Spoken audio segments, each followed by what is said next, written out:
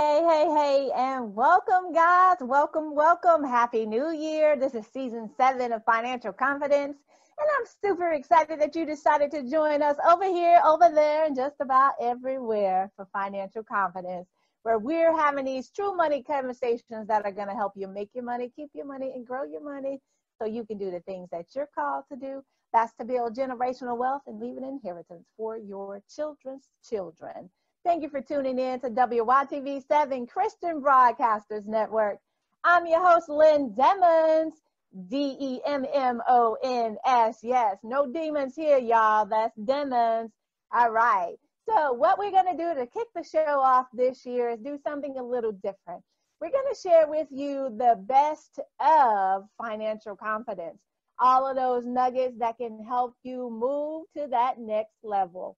That's what we're sharing with you today. And we thank God that he saw the fit. He saw it so that we could be here to be able to share this with you. We're so thankful for this opportunity, for the privilege. And we hope that it helps you and that it's not me that you see, but it's the God in me that you see that helps you to move to your next level. And we are thanking him for that in advance. Our guiding principle for this show, guys, is Matthew 6:33. But seek ye first the kingdom of God and his righteousness, and all these things shall be added unto you. Guys, we also implore you pray over those finances so you can do what you're called to do. So if you will, please bow with me. Lord, help us to value the things in this world that are really valuable. That's our relationship with you, our lives, and our families. Help make us responsible stewards of your financial resources. And let us trust your holy word, the eternal glory of thy son, Jesus. In his name we pray. Amen.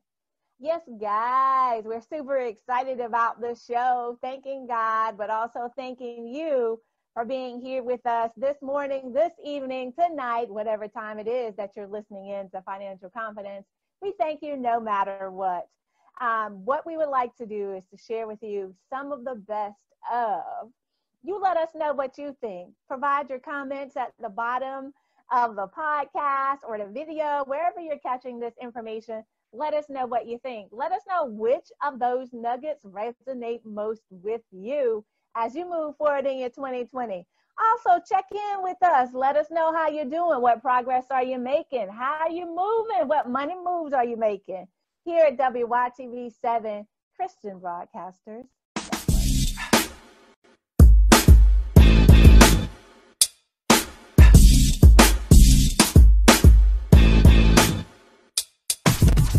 People are reluctant to talk about their finances. They're reluctant to talk to financial educators or advisors of any sort.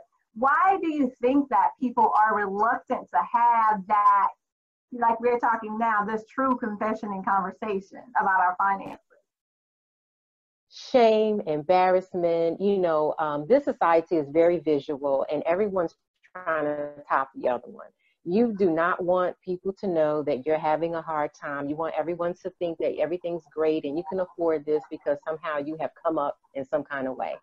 I don't live my life that way. Thank you for joining in for the show today, where our topic today is I know that. 3 dangerous words. When it comes to anything that you want to do, they're dangerous in general, but we're going to spend a little bit of time talking about why those 3 words are very dangerous for us when it comes to our finances. I know that. See, it comes a time when we have to understand that the information that is given to us, yes, we think we may already know. You say, well, Lynn, you're talking about money. You're talking about budgeting. You're talking about saving. You're talking about retirement. You're talking about investing. I know that. But the sad fact here is simply this. If you know that you should be paying yourself first, why are you not doing it? If you know that you should be tithing, right, to your local church or to some other body, why are you not doing that? You see, I know that are 3 simple words that can tend to make your mind just stop. It stops immediately in its tracks, and you don't listen to whatever the next thoughts are that that individual is sharing with you, because you say to yourself, I know that, and you cut it off, right? You stop thinking about the situation or the circumstance because you say, I know that, I've heard that, I've been there, I've done that, got a t-shirt. So what? See, the problem, guys, is we have a very surface level knowledge of things because no one really truly taught us, or in many cases, we really haven't taken the opportunity to learn. And I know that if we know that there are certain things that we need to be doing to be good stewards of our finances, of our resources, then why are we not doing it? It does take time. It does take a little practice. Think of this as going to the gym, right? We're about to step into the money gym, and we're not going to have a six-pack after 1 week. We're just not, right? So start thinking about what does that money story look like for you, right? And what other choices do you want to make? Because it's a choice. Mm-hmm. It's a choice. It's a powerful choice. Something I really enjoyed as a school teacher. I continue now, and I'm teaching concepts that, you know, we weren't taught in grade school. Right. I went all the way through college and never was taught anything reference to how to make my money grow, how to, you know, what growth strategies, when, you know, what are my thoughts about taxes? They never covered any of this while I was in grade school, right, while I was in college. And so I enjoy helping people bring the light bulb on. So I told you there were 5 things that you must have. The first thing, or number one thing that you must have, is faith. And when I say faith, you must have faith. You must be committed to the point that you can do this. You must understand that this is your God-given destiny.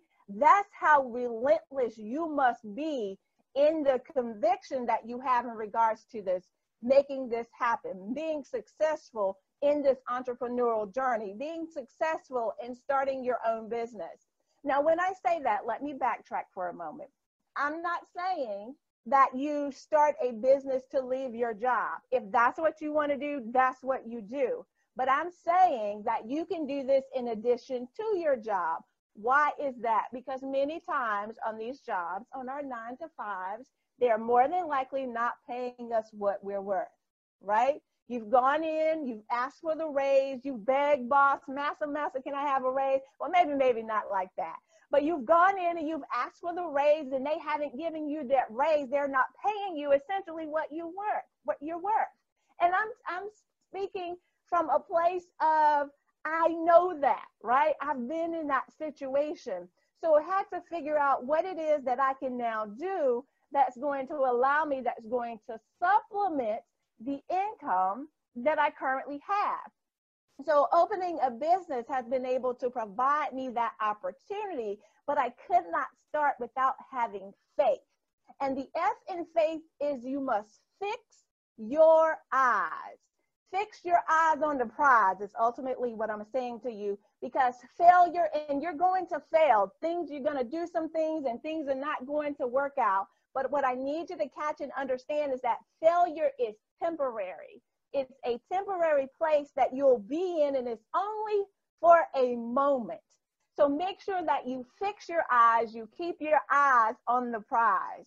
The A in faith is you accept his grace. You have a God-ordained destiny inside of you. And if you go back to the question that I shared with you earlier, the question that we should have been asked as a child, or the question that we should be asking our children now, is not what do you want to be when you grow up, but what has God prepared you to do in this season, right? To fulfill your destiny. So you accept his grace. And then once you're accepting of the grace, you invite his perception of you into your life. Invite his perception of you into your heart, because you were meant to be more, do more, have more, because of who he said you are. And then the T in faith is to train, guys. We have to train. You train your lips, right? There's power in your words, and we hear that over and over. There's power.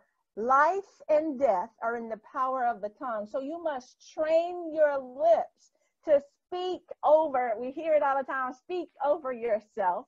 So train your lips to speak what it is that you need, guys. See, that's why you must have faith. And the H in setting up your business, guys, those 5 must-haves, the H in faith is you have to hide, but you hide in his presence. See, once you're inside of his presence, you're inside of his will. And it doesn't mean everything's going to be easy. It doesn't mean everything's going to be simple, but everything will be taken care of. So first and foremost, guys, the number one thing that you must have in starting this business is you must have faith. We've all heard this before, right? More money, more problems, right? More money, more problems. Yeah, I said that right. I left the R and the E off of that second more. But when you think about it, why are there more problems when there's more money? What tends to happen? What are the habits that we tend to continue in when we do start making more money? I know when I started making more money in my job, what was the first thing I did? I needed a better car because I'm making more money. I needed better clothes now. I had to upgrade my wardrobe because I'm making more money. Oh, I need to live in a different neighborhood now because I'm making more money. How many of you can relate to that, right? We go through these situations and circumstances in our lives. So making our money in most cases tend not to always be the problem, except for some, let me just say this, except for some entrepreneurs, making your money might be a problem when you initially start out, right? So you have to figure out and get brilliant at making and generating the money for your life. And most people do. Planning for their rainy day. That's a testament. You said they made $17,000 on their taxes, but they were able to amass $50,000 in their savings. So guys, yes, you can. All right. Yes, you can save today. Yes, you can, but it takes discipline. Yeah, that should go with the D word, you say, but that's right. It is discipline that allows us to be able to build all of these great things to help other people, yet we haven't gotten ourselves to the position where we help ourselves. So you're hurting as an individual. How can you help save somebody else? You have to save yourself first so that you can get in there and help save somebody else, so that you can help them to get on the path. So we have to transition from this short-term thinking for I want now, right? I get it. It's my money and I need it now, right? That's the mentality that many of us have. And you say, oh, well, Lynn, I want to be able to live today. And there's nothing that says you cannot live today. However, what I am saying to you is without a plan, ultimately, you're going to be Robert Candelaria says it this way.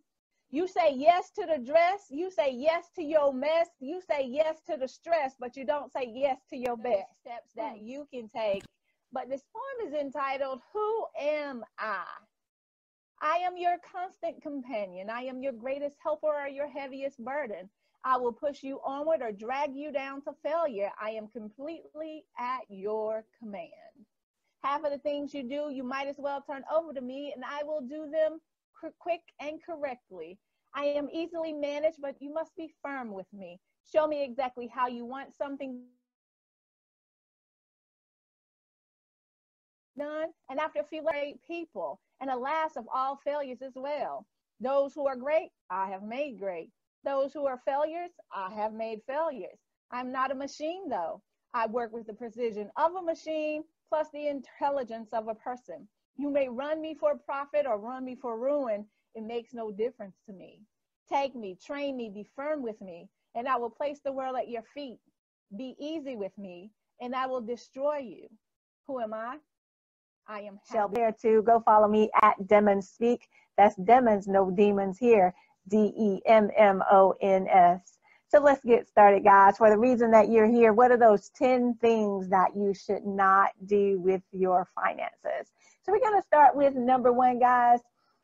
Thou shalt not create new debt. And looking at debt, just want to give you a simple reminder. Debt is a form of slavery, so you got to get rid of that bad debt. Proverbs 22:7 teaches us that the borrower is slave to the lender. And I don't know about you, but that word slaves has such a negative connotation that motivates me enough to say to myself now, what is it that I need to do? What is it that my family needs to do? What are some of those things that we can now do that are going to allow us to be able to take a good long look at what we're spending money on, how we're spending that money, and what are some of the things that we can do differently now so that we are not in this situation. We're not creating this situation in which we just continue to amass all of these different types of debt. And that's a very important principle to live by as you continue to make, to keep, and to grow your finances so you can do what you're called to do. So the second thing, guys, is thou shalt completely eliminate that credit card debt. And when you look at that credit card debt, it's hindering you from creating lasting wealth. And lasting wealth comes from consistency. And in order to be consistent, we all know that you must be disciplined in this. It takes discipline for an individual to go through their finances and look at everything and model and have a plan and be intentional, right? In everything that they're doing, everything that they're spending, everything that they're saving, everything that you're investing. So think about that from a discipline perspective. And Proverbs 13:11 teaches us that wealth from those get-rich-quick schemes, that's going to flee from you, right? That quickly disappears. But wealth from hard work is going to last for the long haul. That's going to last over time. So being intentional in the way that you're going about it, being disciplined in your financial resources, and in eliminating that credit card debt and figuring out different ways to now amass the generational wealth that we're called to build, right? Figuring out what is that next best thing that I need to be doing. And guys, trust me, I understand. You say, well, right now I'm living paycheck to paycheck, or right now I'm living paycheck to Monday, or right now I'm living paycheck to that day. Understanding that sometimes things happen, but I also understand and recognize that there are some things that are within my control. And you need to take a long, hard look for you too. What are some of those things that are within your control that you can now change, that you can now be intentional and taking the right steps that are going to be able to help to correct you? Now, this doesn't happen overnight, because we say this all the time. You didn't get into the situation overnight. But what you can do is take a step back, start to reassess for your financial picture, and understand what it is that you want. See, the problem for most people is that they don't know exactly what they want. And if they do know what they want, oftentimes they don't want it badly enough. Adage that we say over and over, what gets checked gets done. We are so hopeful that that information was valuable for you, and you had as much fun as we did putting it together for you. We appreciate you here at WYTV7, where you're listening to Financial Confidence. I'm your host, Lynn Demmons. That's Demmons, no demons here, y'all. DEMMONS. Go over and follow me at Demmons Speak on all social media. Also, if this information has been invaluable, inspiring, inspirational, empowering, whatever the term you want to throw in there, go on over to WYTV7.org, leave a donation so that we can continue to do our work in enhancing the kingdom. We appreciate you so much here at Financial Confidence. Until next week, y'all be blessed. Peace.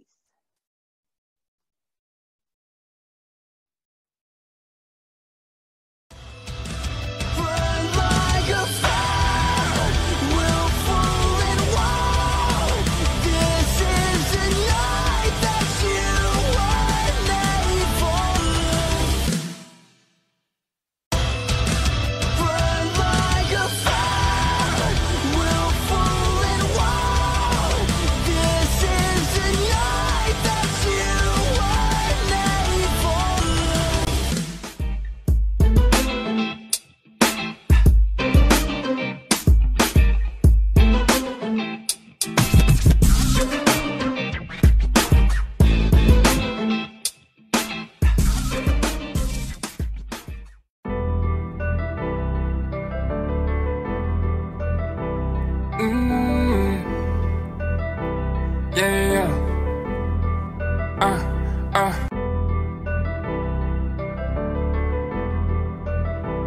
Mm. Yeah,